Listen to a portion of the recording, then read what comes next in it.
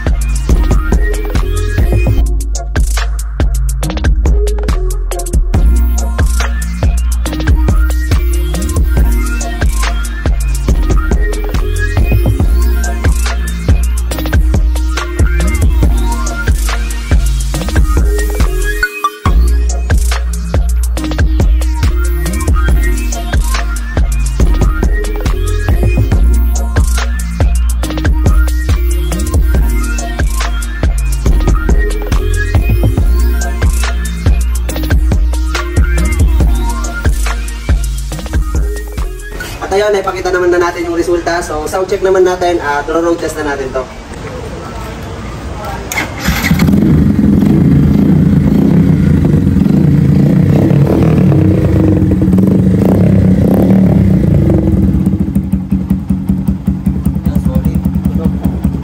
So, road test naman natin mga classic na lang.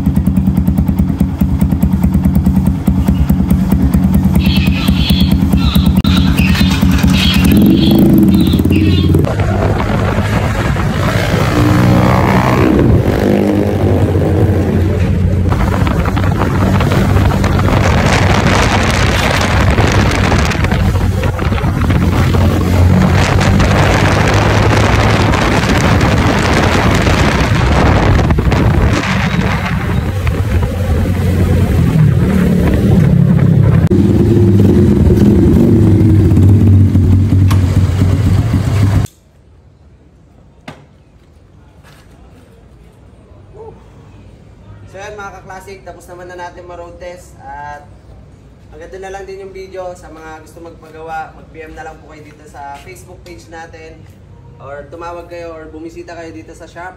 At sa mga magbubonus na netong December, wag na kayo magdalawang isip na pumunta dito sa shop namin para magpagawa ng mga ganitong unit.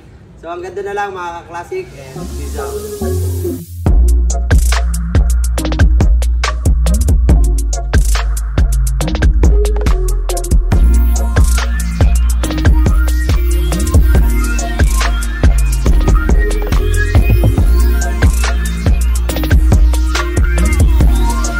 Hello, what's up mga ka-classic? Meron nga pala akong ipapadownload sa inyo at ito ang Masaya Game. Paano nga ba laruin to? Panoorin nyo to.